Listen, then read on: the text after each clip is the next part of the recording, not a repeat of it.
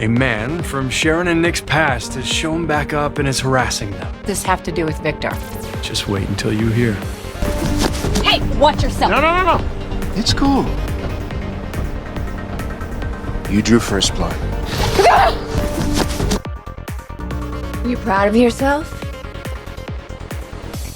You really think I wouldn't have known what happened? What you did? Ridge and I were trying to renew the Logan name, and it was available. And then all of a sudden it wasn't. Do you care to explain? Sounds like you've got it all figured out. Now, I know that you're the great Anita Dupree. You got that right. Go on. When it comes to your health and your inevitable recovery, you get to be as selfish as you want to be, and no one will think any less of you. As a matter of fact, there'll be even more in all of you than ever.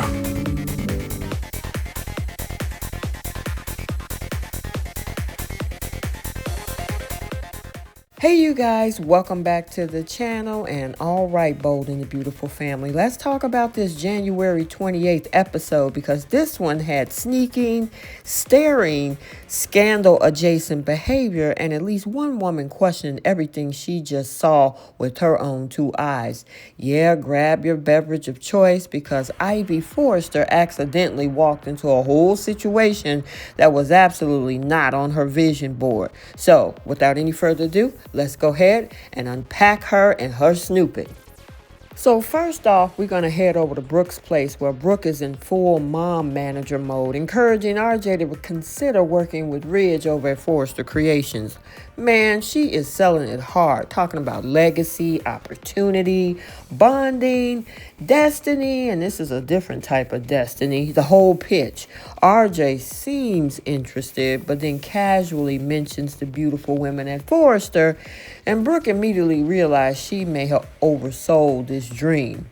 Yeah, because the career opportunity is one thing, but when he brings up the whole thing about Will's girlfriend, Electra, and maybe if Bill's son is not like Bill himself, hopefully he's happy about who he's with.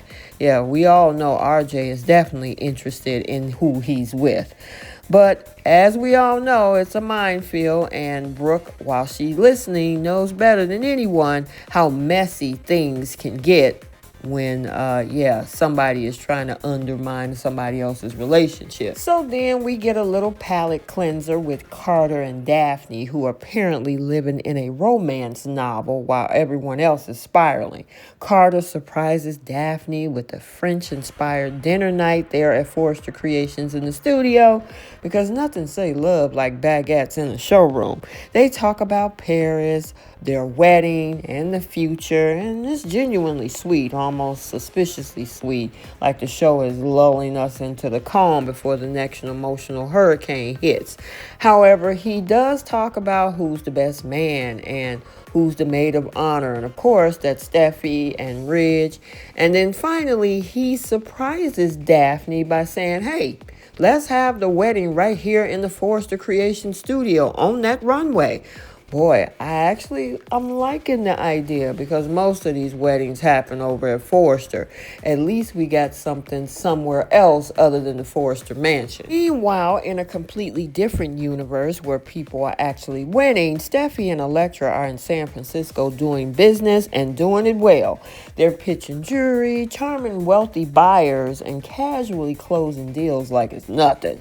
Electra is glowing, at least she's covering, and Steffy is proud, and for once Forrester Creations is thriving without emotional warfare breaking out every 5 minutes.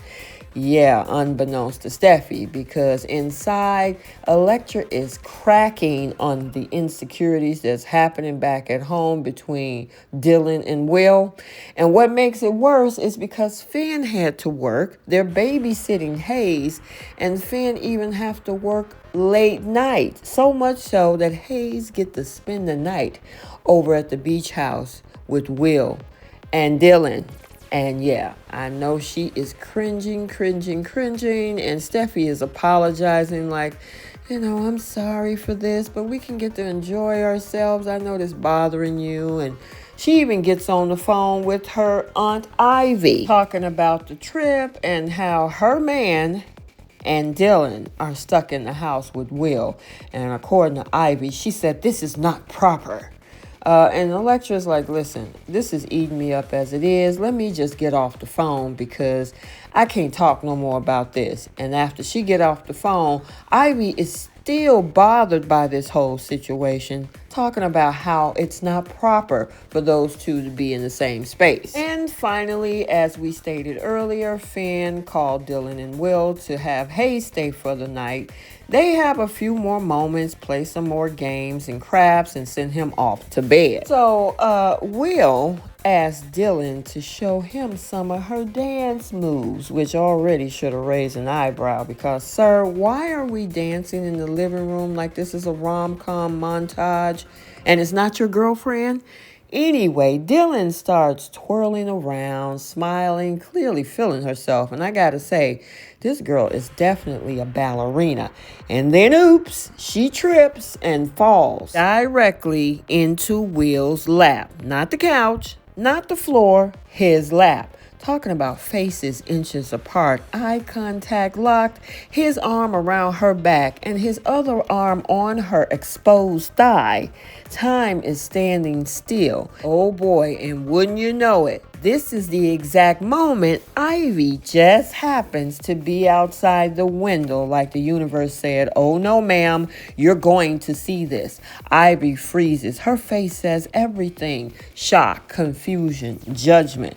Yeah, talking about the full cocktail. From her point of view, this don't look innocent, playful, or accidental. It looks inappropriate, improper, and downright suspicious. And let's be honest, if you walked up and saw your man or your niece's man with another woman in his lap, you wouldn't be stopping by to ask follow-up questions either. I mean, Ivy doesn't storm in, but you can practically hear the internal monologue screaming, absolutely not.